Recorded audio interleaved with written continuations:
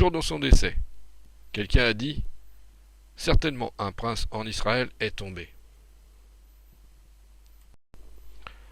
L'un des événements les plus remarquables de l'histoire du mouvement de restauration aux États-Unis fut le fait que, presque simultanément, 4 efforts indépendants les uns des autres eurent à cœur de se séparer de leurs groupes religieux existants et de retourner à la chrétienté néo-testamentaire. En moins de 2 décennies, de 1790 à 1810, des hommes sincères, de par leurs recherches dans les Écritures, commencèrent à défier les dogmes et les enseignements de leur église respective à laquelle ils appartenaient. James O'Kelly, en Virginie et en Caroline du Nord, conduit une révolte au sein de l'église méthodiste. Dans la région de la Nouvelle-Angleterre, 2 hommes, Elias Smith et Abner Jones, essaient de conduire des églises baptistes plus proches de la doctrine néo-testamentaire.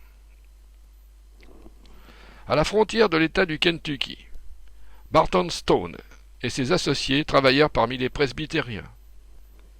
Bien sûr, aucun de ces hommes ne trouvèrent toute la vérité, mais confrontés aux erreurs religieuses de l'époque, chacun d'eux firent ce qu'ils purent pour corriger leurs erreurs.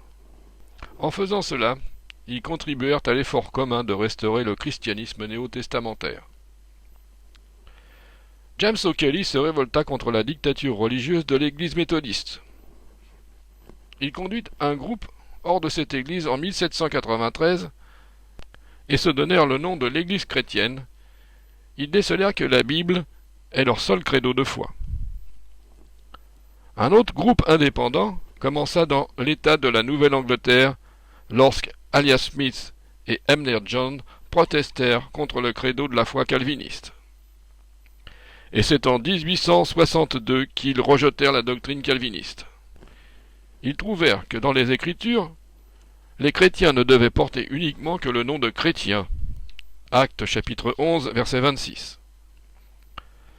En 1803, Smith et Jones unirent leurs forces. Tous deux établirent plusieurs églises chrétiennes en Nouvelle-Angleterre.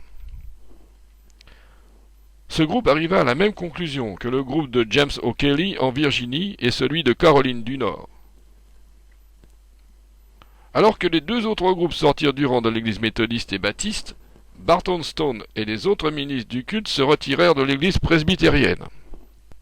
Bien qu'ayant attaqué la doctrine calviniste, tous décidèrent de ne suivre que la doctrine biblique et seule règle de foi. Ce groupe d'hommes, de par leurs études des Écritures, arrivèrent à cette conclusion commune. Premièrement, que le Seigneur Jésus était le seul chef de l'Église. Deuxièmement, qu'il ne devait porter aucun autre nom que celui de chrétien. Troisièmement, que le seul credo de foi serait la Bible et qu'elle est suffisante pour vivre sa foi.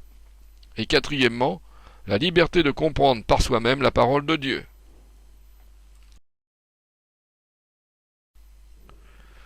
Thomas Campbell, né en Écosse en 1763.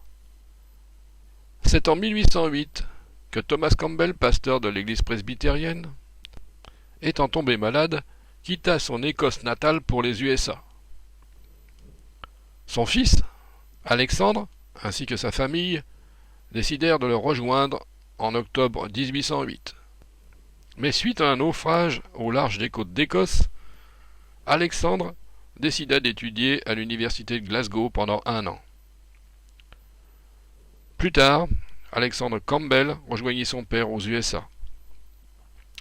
Thomas Campbell se retira de l'église presbytérienne de Pennsylvanie en 1809 et immédiatement après, il publia la Déclaration et Adresse, dans laquelle il déclara que rien ne devait être admis dans la constitution de l'Église et sa direction qui ne vienne expressément de l'autorité de Jésus-Christ et de ses apôtres trouvés dans les Écritures. Thomas et Alexander Campbell adoptèrent ce plan dans l'espoir qu'une union entre tous les chrétiens serait possible par la restauration de l'Église néo-testamentaire dans son adoration, sa doctrine, son organisation et sa pratique. Cette union se réalisa en 1832, lorsque les membres du mouvement de Stone ratifièrent cette union et rejoignirent leurs forces. Par la suite, plusieurs églises chrétiennes, à commencer par James O'Kelly, Smith, John, Chester Bullard et John Wright et bien d'autres se joignirent à leur groupe. John Mulcahy. John Mulcahy est né en Caroline du Sud en 1773. Son père et son grand-père sont tous deux pasteurs de l'église baptiste. Il se marie avec Elizabeth S. et déménage dans l'État de Tennessee. Il commença à prêcher à l'âge de 20 ans. Par la suite, il alla dans le Kentucky en 1801. Alors qu'il prêchait un sermon sur l'évangile de Jean, chapitre 10, il en conclut que la doctrine calviniste était fausse. John quitta donc l'église baptiste et il entraîna avec lui 150 membres. Il insista sur le fait de revenir à la Bible comme seule règle de foi et de pratique. Kincaid rejoignit le groupe de Thomas Campbell, Alexander Campbell, Chester Bullard et John Wright. M. Kincaid est l'exemple typique du chrétien qui désirait porter que le nom de chrétien et de se conformer aux exigences néo-testamentaires de l'Église. La réponse à l'appel de la Restauration néo-testamentaire fut fabuleux. En 1850, 200 000 adultes acceptèrent le défi d'être simplement des chrétiens néo-testamentaires.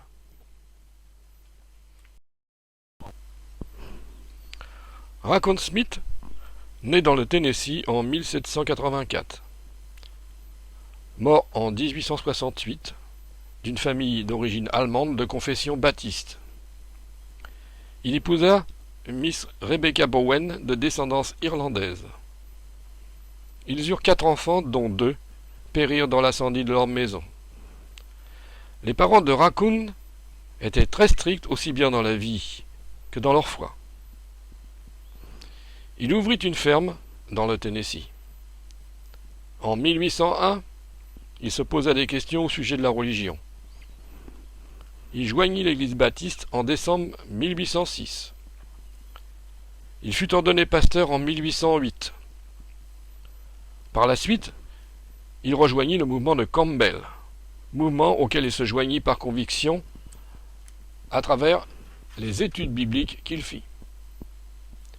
Pour comprendre l'étendue de son œuvre, en 1828, il prêcha 523 messages et plusieurs exhortations. Il baptisa 705 personnes et amena à Christ plus de 1600 baptistes à son point de vue. Chassés de leur pays, Salzbourg, en Autriche, par les persécutions catholiques, plusieurs personnes arrivèrent à Savannah, en Géorgie, en mars 1734. Ils formèrent une colonie nommée Ebenezer. La plupart étaient luthériens, et par son étude des Écritures, Hermann Dacher prit conscience de la différence qui existait en rapport avec son environnement religieux. Sans aucune aide humaine, il parvint à la conclusion que le baptême était par immersion, ainsi qu'un commandement de Dieu pour le pardon des péchés. Il rencontra M. Sheldon Dunning, qui, après des études du Nouveau Testament, arrivait aux mêmes conclusions que lui, et les 2 hommes se lièrent d'amitié. Ils restèrent ensemble un moment pour approfondir leur connaissance sur le baptême. Quand Dacher retourna chez lui, il baptisa sa femme, sa sœur, sa belle-sœur, et c'est ainsi que commença l'Église. Un jour, un voyageur venant de Washington, Pennsylvanie, partagea l'hospitalité de Dacher pour une nuit. Dans le petit salon, Dacher partage et exprime son point de vue sur le christianisme, et le voyageur s'exclama « Mais vous parlez comme un campbellite !» Dacher demanda ce que signifiait ce mot et apprit pour la première fois le travail d'Alexander Campbell.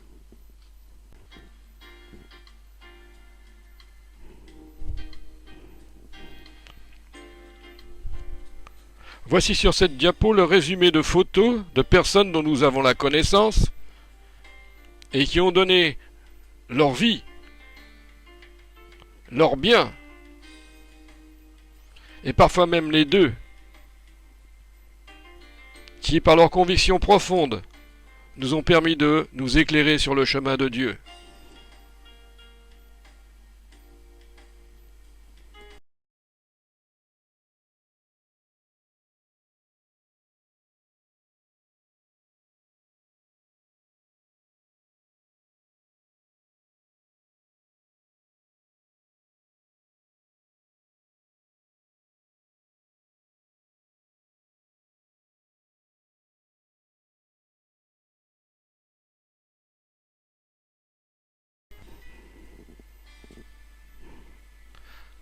Après des siècles de chrétienté, des hommes ont essayé de changer de l'intérieur un système qui était devenu corrompu.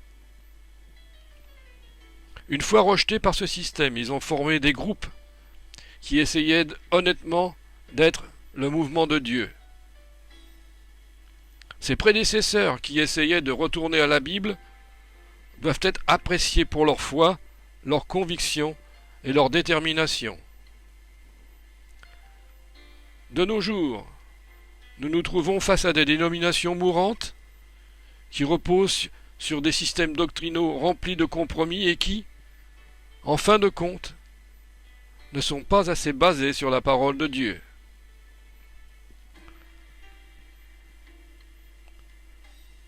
Néanmoins, son esprit continue à appeler tous les hommes et toutes les femmes à faire des Écritures leur seule autorité. La restauration du christianisme, tel qu'il fut au 1er siècle, n'est donc possible que lorsque nous abandonnons les autres systèmes et leurs fondations.